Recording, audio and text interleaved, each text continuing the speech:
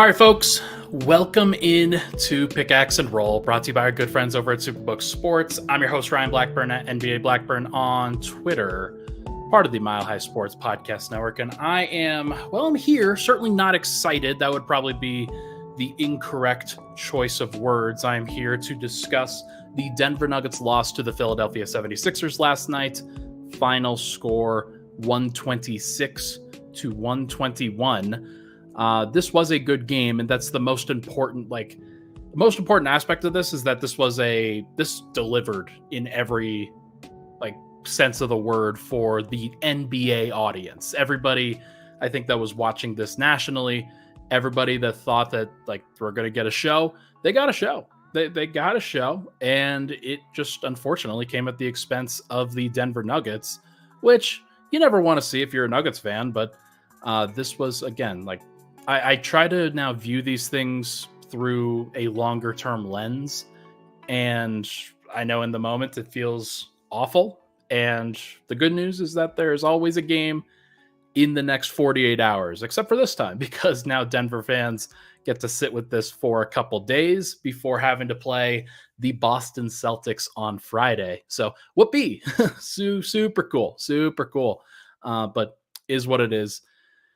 Look, if you are new to the program, make sure to like and subscribe to the video down below. If you're listening on the audio side, thank you so much for tuning in. Really appreciate it. Of course, I know for this one, I could have gotten more views. I think I could have gotten more clicks if I had done this last night when the emotions were running high.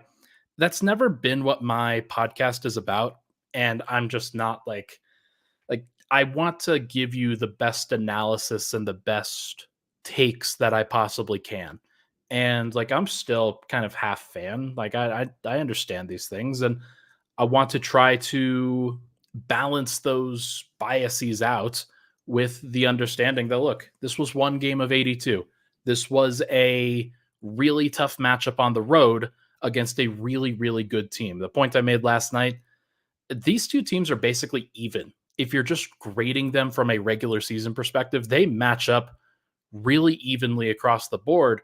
And there were the small differences that made the difference in last night's game rather than an outplaying, or I think that Denver starters ultimately got outplayed, but it wasn't by much or anything like that. And Nikola Jokic had himself a really solid game, a pretty good game. He still got outplayed, and that's okay.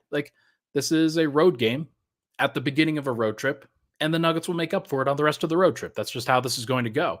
So I'm curious to see what it ultimately becomes, but we should talk about the game. We should talk about the takes and just everything in between. 126-121 was the margin last night, and the first half was a fireworks display. Denver scored 38 points and 40 points in the first and second quarters. Philadelphia scored 36 and 42 in the first and second quarters. It was an absolute fire show. These teams could not guard each other. The first team to play defense was going to win, and it happened to be the 76ers. They were the team that won.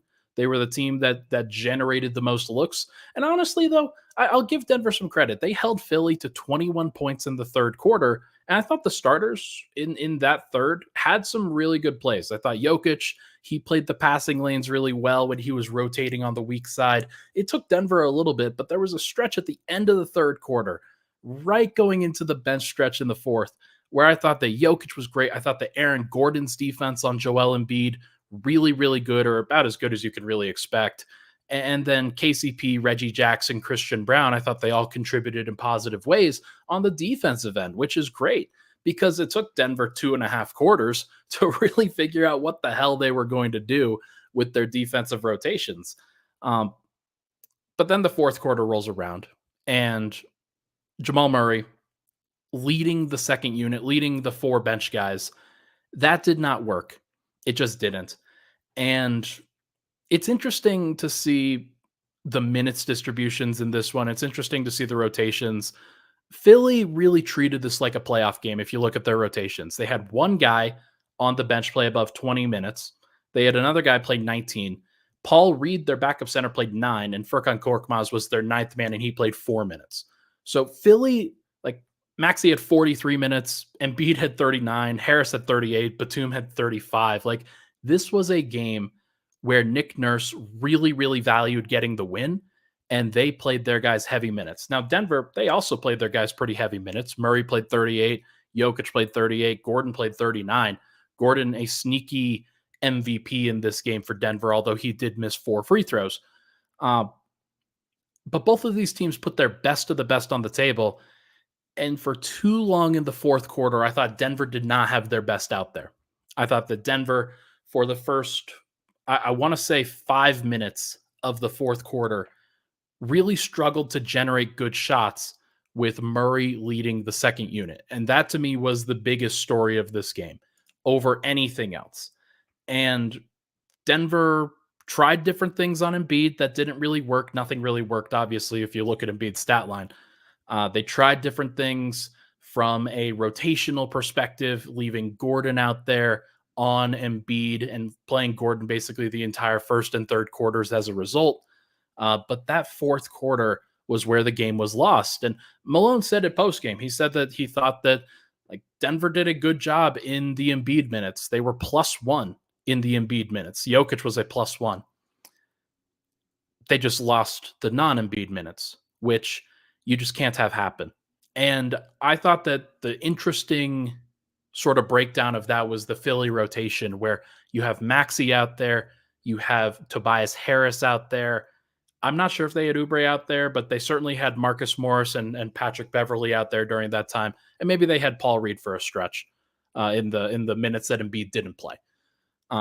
Those were key minutes, and having 2 starters, 2 scorers out there for Philly with Maxey and Harris, that won them the game. That was a playoff rotation for Nick Nurse, or maybe it's just Nurse because like he loves to play guys heavy minutes regardless. But it was interesting to see Denver with Murray really struggling to kind of keep the offensive pressure going. Patrick Beverley got into his jacket and just wasn't letting him really get anywhere. Murray was clearly disrupted, went 0 of 4 in the fourth quarter, 2 turnovers, 1 assist. Not a good quarter for Jamal. And I think that lost, like not him specifically, but he was one of the contributing factors that lost Denver this game because of that bench group. And that's where my mind immediately went with this one. I think that Embiid played great. I think that Embiid played better than Jokic. I think that Maxey played better than Murray. I think that Tobias Harris played better than Porter. Now, was it by massive margins in each of those? No. Although I do think that Maxey outplayed Murray pretty convincingly by the end of it. But just looking at the numbers, it's not great. And Gordon and KCP, they contributed some. But ultimately, like Denver, especially their second unit in the first half, did enough to win this game. And like because Philly starters were able to play Denver starters to a standstill, that fourth quarter stretch really hurt Denver. It just really, really hurt it. So look, there's a lot that I can get into, and I'll get into Jokic versus Embiid in the second segment extensively, but the one that I'm really looking for in this game and the one that I really hope changes things up is this Murray stagger with the bench unit, because clearly what's going on is not working. And I'm not sure if it's just because Jamal Murray is not good enough for the second unit. Like, I don't think that that's it, because Denver's had success with it in this, in the playoffs last year. So much of Denver's playoffs last year were because and the success that they had were not just because the starters were winning their minutes, although they were. The reason why Denver went 16-4 in the playoffs was that when Murray went to the bench with Aaron Gordon, it actually elevated Denver's bench unit. Like Denver, they played an 8-man rotation, Bruce Brown, Jeff Green, Christian Brown, and they were good enough in that stretch. This year, and especially in this particular game where you see 2 starters for Philly go to the bench, and they commit a lot of resources to making sure that those minutes are good enough. Denver they just don't commit enough resources. Like Murray is a good bench player. Like he can do some things with the bench, but building that lineup around him where you've got DeAndre Jordan, who can't really do much at this stage of his career, where you have Reggie Jackson, who is another scoring point guard, another pick and roll point guard, not necessarily the right fit. And then you've got Christian Brown and Peyton Watson, who, like, in the first half, I thought that those guys played great. And I said in the first half that you cannot predict that those guys are going to play great in the second half. Like, that just cannot be part of the calculus. And so I thought that they would stagger Michael Porter with the second unit. I thought that he would be there and Denver would kind of match second and third scorer with second and third scorer. And that just didn't ultimately happen. So I think that if Michael Malone was to do this game again, that's what he would do. But in general, like, Denver just needs a different mix with that bench group. They are not getting enough production there, and the minutes consistently are not good. I don't know if that's on Murray. I don't know if that's on, like, the bench construction where Reggie Jackson's out there and that's just not like a great fit. But Reggie's earned the time. He's earned the opportunity to stay out there and not just get benched. Like Christian Brown, Peyton Watson, like, the Nuggets have said that they're going to commit to those guys. And that's perfectly reasonable. And I thought that they earned the opportunity to play in the second half. So it's a tough stretch for Denver to be in. So I'm not sure what the solution is. And even as the rotation guy, like, I can say that Denver can or should do some things, but the fact of the matter that the Nuggets and Michael Malone, like, Michael Malone is going to continue staggering Jamal Murray, and Nuggets fans just have to come to grips with that because that's what they're going to do in the playoffs. So they're going to continue staggering Jamal.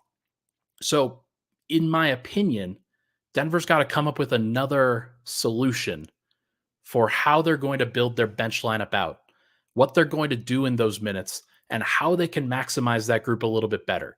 Because it is clear that Denver can win staggered Jokic minutes where you've got a couple bench guys with Jokic, whether it's Christian Brown and Peyton Watson, whether it's Reggie Jackson, whether it's, I don't know, like Julian Strawther when he comes back healthy. It's clear that Jokic can win those minutes.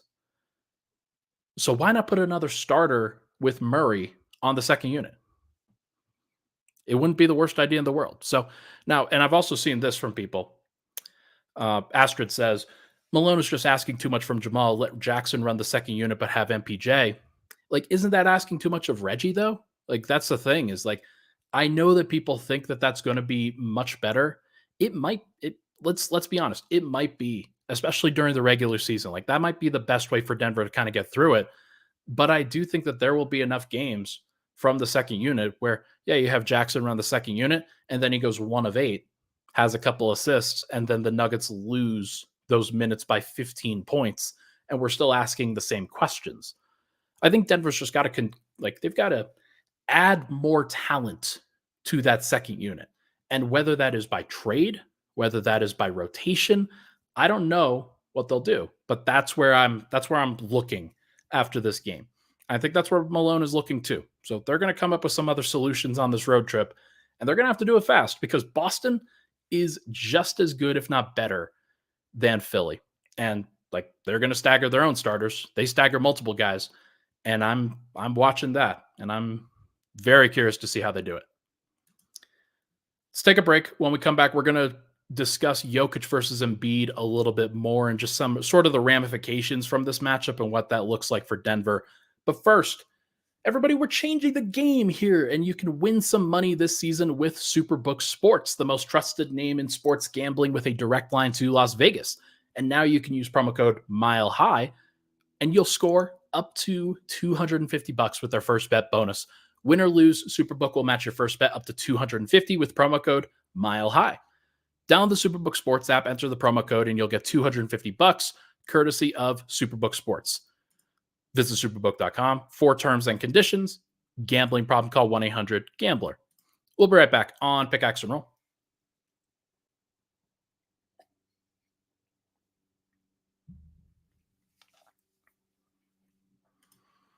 All right, we're back. Pickaxe and Roll, Ryan Blackburn here. Thank you so much, everybody, for tuning in. Appreciate all the love and support on the podcast as always. If you can, it'd be awesome if you could rate, review, and subscribe to the audio, as well as like and subscribe to the YouTube video if you're watching along right now.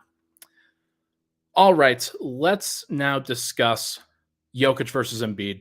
This is one where I mean, look, Embiid played great. I thought that so the last podcast that I recorded here, I think it was on Sunday. And I had this thought that look, he was questionable heading into the Monday matchup against Houston.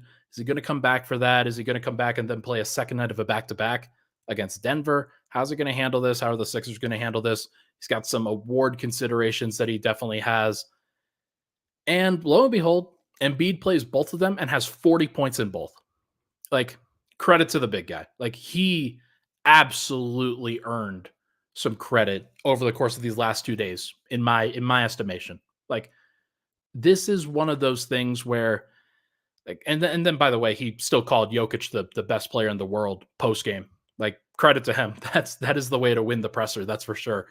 But look, it's hard to hate on Embiid. He's dealing with these injury issues. He's dealt with them for his entire career. He's trying to manage his body heading into the playoffs. And like now we're about 40 games into the season, 42 games for Denver. And it's very clear that Embiid is playing at the best level that he ever has, ever. And the Nuggets, they tried to junk up their defense a little bit to try to make him work, to try to change up his reads and make things more difficult for him to see the floor. And he handled that without any hesitation. He was so good last night. And like whatever Denver threw at him, whether it was Jokic at the beginning, Denver tried to play it a little traditionally. They would send late doubles with KCP or Aaron Gordon or guys like that. And Embiid handled that extremely well, whether it was shooting over it or it was passing out of it. And like at the half, I'm pretty sure he had 7 assists on top of like 23, 24 points and was just cooking Denver. It was very clear that the Nuggets just didn't have an answer for him, or whatever answer that they were throwing just wasn't working. And then in the third quarter, you really saw some mistakes from the Nuggets defense from a rotational standpoint, where the Nuggets are spending most of that time after the first quarter guarding Embiid with Aaron Gordon. And Gordon, I thought, especially in that third, when he was just man up on him, did a great job. He sometimes gave up the 18, 19 footer, fouled him once for an and one on a jumper. But for the vast majority of it, anytime you saw Gordon on Embiid, that was a pretty good option for Denver. The problem that Denver kept running into is sometimes they would switch that matchup when Embiid and Maxey ran pick and roll or DHO, and Denver would switch KCP onto Gordon or onto Embiid, and then Gordon would double him or somebody else would double him. They would send an extra body his way so that he couldn't take advantage of KCP, and he would just kick it out. He would just find the open three-point shooter. It was just a one pass away, very easy, very simple read, and Denver did not make them pay. Did not make them pay with making some of those read stuff. There were some when Embiid was on the side of the floor, Denver doubled and did a pretty good job. But for the vast majority of it, the reads that Embiid was making were very, very easy kickouts. And the Sixers paid him off with making threes consistently. Maxey went 4 of 9. Batum went 2 of 3. Harris went 2 of 4. Oubre only went 1 of 4, but Patrick Beverley went 2 of 3 and Marcus Morris went 1 of 2. So it was tough. Like that is a tough place for Denver to be, where the Sixers go 15 of 31, 48% from 3, but the vast majority of those were still just wide effing open. Like it's hard for me to give Denver's defense that much credit when they're just committing these wide open threes. Jokic, I thought, when he was rotated off of Embiid, I thought he conceded a bunch of open threes, a bunch of open shots, and he did so in the name of trying to avoid some foul trouble at the beginning of the game, and I understand that. I totally get that. And honestly, that helped out Jokic individually, and the Nuggets were +1 in his minutes. But it allowed the Sixers to get into a rhythm. It allowed them, like everybody, to get cooking. And the Sixers as a team went 56, 48, 73 from the shooting splits. And that's just, it's hard to overcome that, especially when you only force 8 turnovers. Like, Sixers are getting up a shot every time. And when you're shooting that level, when you're shooting that high of a percentage, you're going to get cooked. And Denver got cooked. Like, that's just a really tough place for Denver to be. So I I don't know. Like Fernando asks here, isn't the saying with great players that you can't stop them, but you have to make them work? Didn't look like the Nuggets made Embiid work for what he and the Sixers got. Sometimes it looks like that, and I do think that the reads that Embiid was making, especially with those double teams in the second half, like they were easy reads, and Denver's just they did. I think you're right. Denver did not make him work. I thought that the best thing that they could have done was kept him one on one with Gordon because Gordon was playing some great man on defense, and I thought that he was playing physically. He was not fouling as much as he possibly could. Um, and now Gordon still committed 5 fouls, but like that was in 39 minutes. So credit to him for spending most of that time on Embiid and not getting into foul trouble until the late stages of the game. But yeah, I thought that Denver just made it a little bit too easy on the big fella, and then he made them pay over and over again. It's like Denver. I don't like. So here's the other thing. I haven't mentioned this yet. Denver was stuck on the tarmac on Monday for 5 hours waiting to go to Philly. And is anybody going to make an excuse for that? No. Could it have ruined Denver's legs in the second half? Yes. Could it have been a bit of an issue for Denver that they were just stuck sitting in a situation like that? Maybe. Now it's a jet where you've got a whole bunch of space and leg room as much as possible for anything. But yeah, like Sharon says this here. Personally, I didn't have any expectations that the Nuggets would win based on that 5.5 hours sitting on the tarmac to fly out. They hung in there more than I thought. Like, frankly, yeah, Denver deserves some credit for being able to stick around, and the offense really carried them. And I thought that they did a nice job. And Murray was like, so here's the funny thing about Murray's game was I thought that he played a great first, we'll call it 2.5 quarters, where he's setting the table for everybody under the sun and did a great job of just like playing within the flow of the game and creating open shots with the situation that the Sixers were going to. And then the Sixers made adjustments, and I don't think Murray played great after that. But through the first 2.5 quarters, it was nice. It was a good offensive performance from the Nuggets, including from Murray. But it was just tough. Now I should go to Jokic though. Jokic in 38 minutes, 25 points, 19 rebounds, including 11 offensive rebounds, 3 assists, 1 steal, 1 block. And like, look, it's hard for me to complain about him.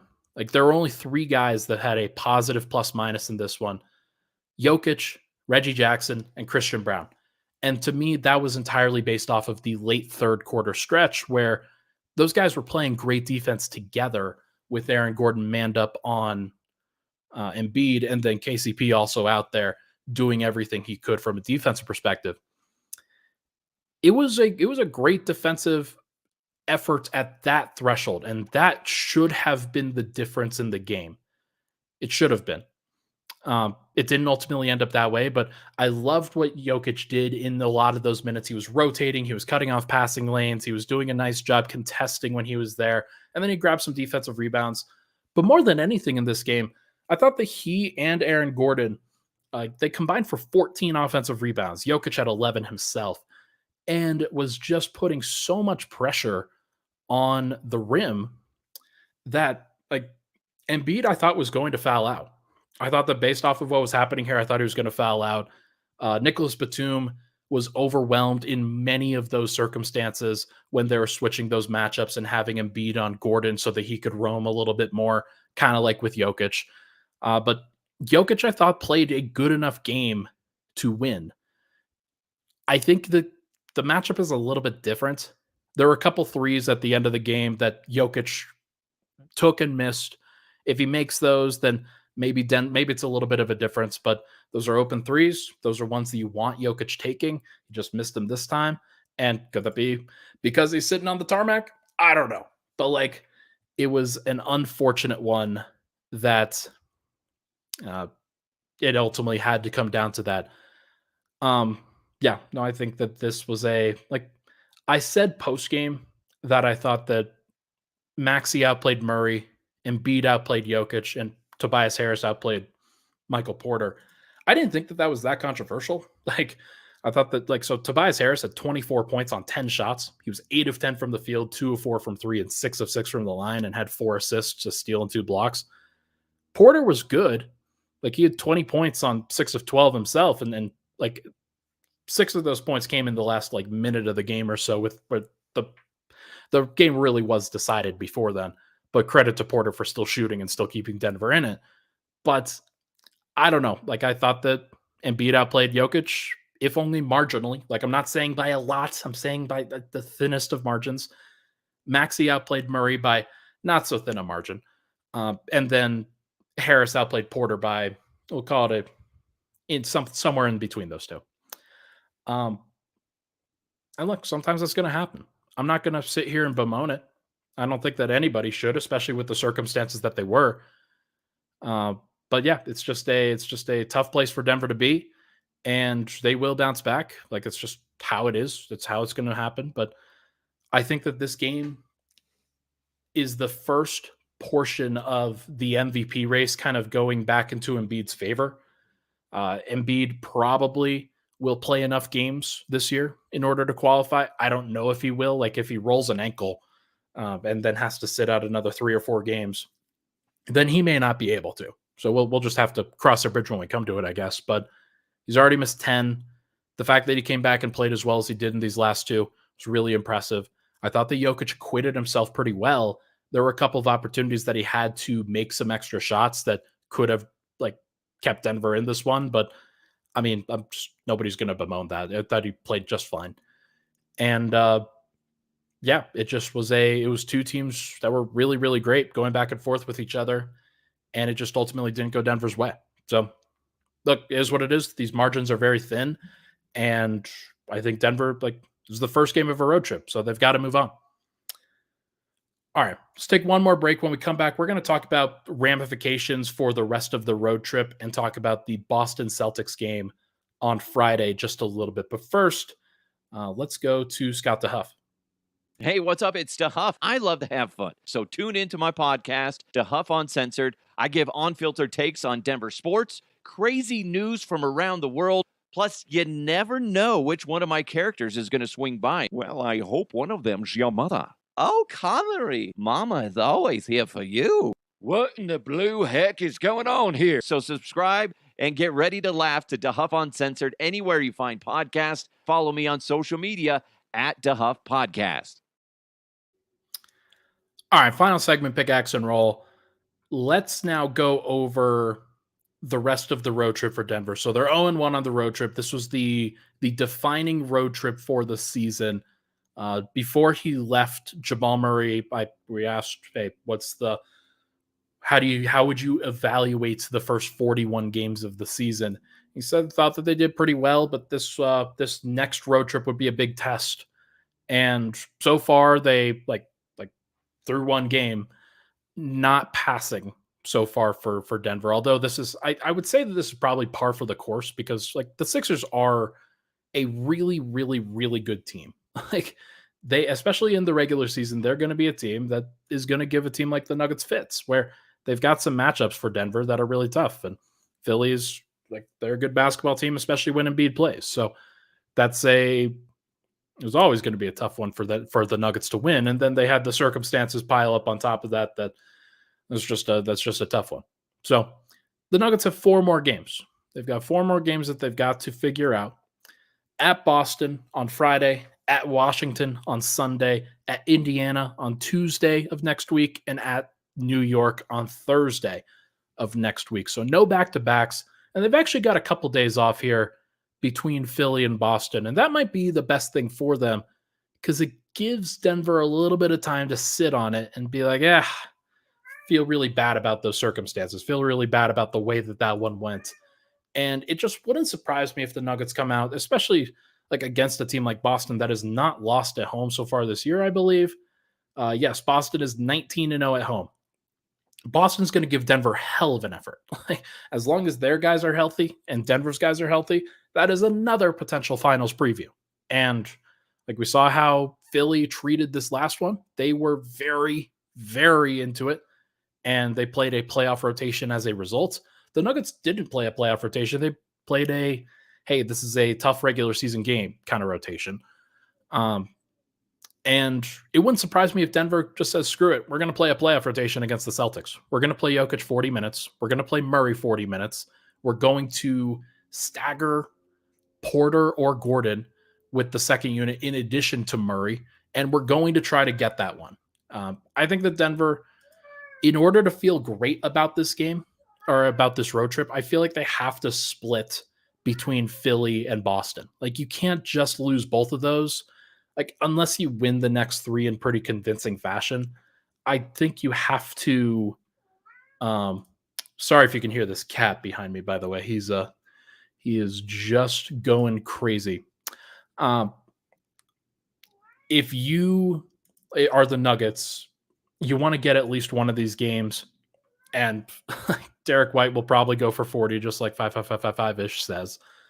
Or maybe it's Jason Tatum, and Tatum will go at Aaron Gordon or KCP or whoever. And it is going to be fascinating to see what the Nuggets provide in another potential finals matchup. Are they going to take that one super seriously? Are they going to play those guys heavy minutes, like I said? Are they going to cut down the rotation to 8.5 or whatever and say, hey, we're going to really try to lock in here? I wonder whether Julian Strawther gets healthy on this road trip and if he can sort of provide a little bit of a spark. But it would be nice for Denver to get some good production from the bench. I mean, they got some decent production from the bench at this last one. Like, I don't want to dismiss that in any way, shape, or form. Like, Christian Brown he put up 11 points and Reggie Jackson put up 10. And like, if you're just putting together the math, 30 points from the bench unit is pretty good. Like, Philly got 17. But the problem is their starters were dynamic in the amount of points that they scored. And that's just it's a tough place for Denver to be. So, look, I think that Denver is going to be just fine. If you remember to last year's matchup against Philly, this is one of those this is going to be one of those matchups that sticks with Nuggets fans. And maybe it sticks with the Nuggets a little bit where they're like, hey, we need to be better. We need to be better in these circumstances, in this situation, and provide a little bit more resistance and fight at different times. But I remember last year's Philly matchup where Denver was rolling in January right before that. And then they lost. And they just didn't bother Denver. Like, they went on their way.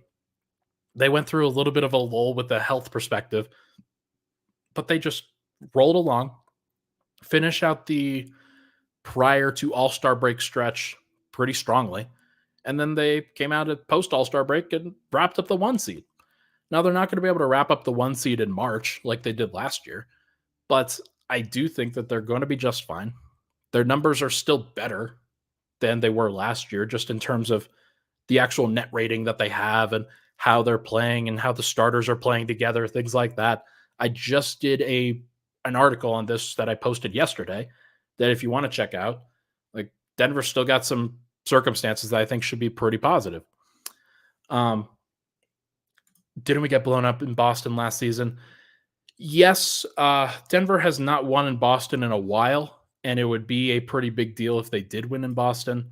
If I go back to the previous season, it was a November matchup, so kind of before Denver really figured it out. But yeah, they lost 131-112, and the Boston Celtics were they were winning in the first three quarters, but then separated in the fourth quarter. Another one of those matchups where Denver just wasn't really ready to go, but it didn't define who the Nuggets could be. They still were able to get through the Western Conference playoffs. Had they played Boston in the playoffs, had they played Boston in the NBA Finals, maybe that's a little bit different than playing Miami. But Denver they'll turn it up. Like, I'm not going to let these regular season matchups define who the Nuggets are, but it is interesting. They're like, as good as the Nuggets are, as talented as they are when they play really well together, there are still teams that are going to challenge them. There are like, Denver's not this juggernaut that nobody in the league can compete with. The Sixers, if they met in the finals with Denver, the Sixers would compete with Denver, and they might even win. The Celtics might even win. The Bucks might even win. I'm not going to sit here and say that Denver would win on all of those. Like, I think that the Nuggets are gamers. I think that Murray will be better in those situations and in a playoff environment than they would be with with a regular season. I think that Jokic will be better in the playoffs than he will be in the regular season. That's because those guys are so super competitive and rise to those moments. But yeah, just it's going to be fascinating. Going to be interesting to see. I'm hopeful that Denver kind of puts this behind them and that they move on and they move on pretty quickly, because it would be nice for Denver and for Nuggets fans to kind of get a positive battle against the Boston Celtics, and one where you can win on the road. Because right now, Denver, I think they're 11-10 on the road, I want to say. And they're now 28-14. The Clippers are 26-14, by the way. The Clippers are really, really good. And they are creeping up. They are now kind of jumping into that mix in the top 4. And the Nuggets are at risk of dropping all the way to the 4 seed by the end of this road trip. So they got to bounce back. They got to play better. And I think they will. I think they will for sure. But it would be nice to see Denver, if there was any team that could go into Boston and kind of ruin the Celtics' home win streak, which is at 19 in a row in this regular season right now, it would be Denver. And I believe in the Nuggets. I believe in Murray. I believe in Jokic. I believe in Porter. I believe in Gordon. I believe in KCP. And we'll just see what happens with the bench. But I believe that Denver can do this, and that Nuggets fans, if you have any faith in the team, it's got to come from that. It's got to come from the understanding that it's never going to be perfect.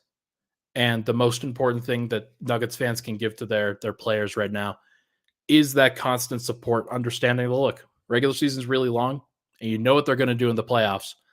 But it would be nice for Denver to show their fans some credit here, and to give their fans something to cheer about in one of these Sixers versus Celtics Sixers and Celtics matchups. That'd be pretty cool. So tough way to go, but I think they will bounce back. All right. That is going to do it for this episode of Pickaxe and Roll. Really appreciate all the love and all the support on the show. If you can, please rate, review, and subscribe down below. And make sure to hit that like button if you are watching along on YouTube. Thank you so much for tuning into the podcast. I will probably do a show with Swipa sometime, probably on Thursday, tomorrow. And we will definitely have to reconvene after this. Should be interesting. Thank you so much for tuning in. We'll talk to you guys very soon.